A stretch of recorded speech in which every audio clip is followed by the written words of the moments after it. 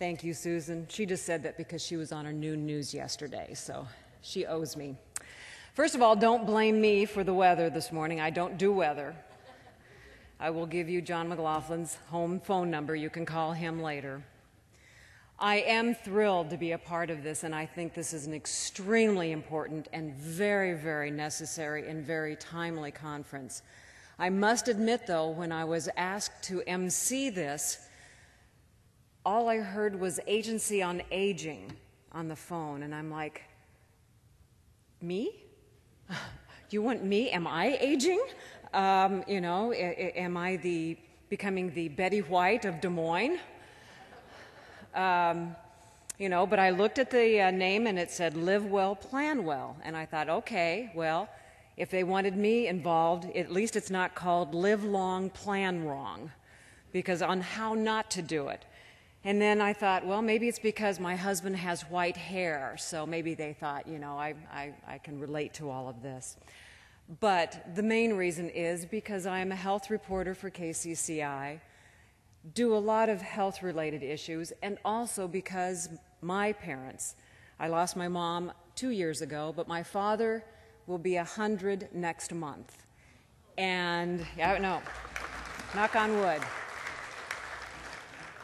I am part of the sandwich generation as well, as Susan was talking about. My dad lives at Scottish Rite Retirement Facility, and I will tell you that I don't care how educated you are. You get medical forms, you get insurance papers, you look at all these, and I just blank out. Thank heavens for the social workers at Scottish Rite. I just handed them the papers and said, I don't understand this. And, of course, my dad doesn't remember what he bought years and years ago. As I said, his mind is still sharp. His jokes are still bad. He's very sharp. He's looking forward to his 100th birthday. His body is wearing out a little bit, but his mind is still strong. He is my role model because he, many years ago, took out long-term health insurance. They didn't even have assisted living back then. They didn't even know what it was, the term. But it has paid off. It has come through for him. And he is maintaining a good balance in his checkbook. A year and a half ago, he had a major setback, and we thought we were going to lose him, and he was in hospice. And I was over there every day, and he started getting stronger. And I walked into his room one day, and he looked at me, and he said, how are my CDs? Have you called West Bank lately? I need to check on my checking account. And I thought, oh, you're doing better. They kicked him out of hospice. And he's with us today, and he planned. He is from that generation. You've been through it as far as planning ahead, thinking for the future, but not always sharing it with us. And that's where we really have to break down the communications. I'm in the communication business. We have to talk to our older adults and friends and our children and grandchildren about finances, about medical care, what we want.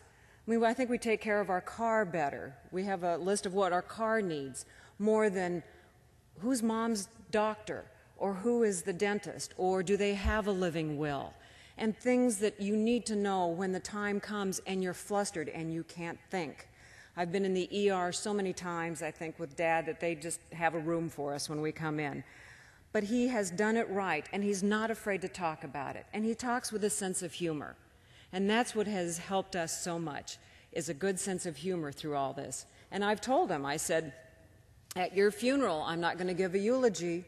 I'm going to give apologies for all the bad jokes you've done, all the nurses you've teased, all the little old women you've trapped in the elevators at Scottish Rite, and, but that's how we cope with it.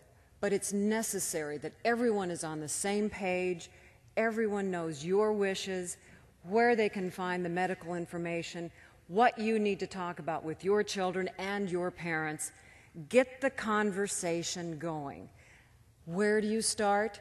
This is a perfect example of how to get the ball rolling statewide to make a difference. And I applaud Susan Voss for doing this because it is timely and so obviously needed. As she said, this is the kickoff of a 17-city tour. It's designed to provide Iowans with all the necessary information. the financial planning, and it's going to be interesting to see what they come back with. And we'll do follow-ups. We'll keep you up to date on how the workshops and seminars are going and what the next steps are and how you can be involved and what will go from there. This forum is free. It is not funded by taxpayers, but rather it is funded from settlements with security firms and broker-dealers. The goal is simple, as we said, to help Iowans find the help they need, the answers to their questions about a loved one's twilight years, and ours as well. First, I would like to take this time right now to acknowledge our host today. Let's give a round of applause to Insurance Commissioner Susan Voss and Iowa Department on Aging Director Ro Fagey.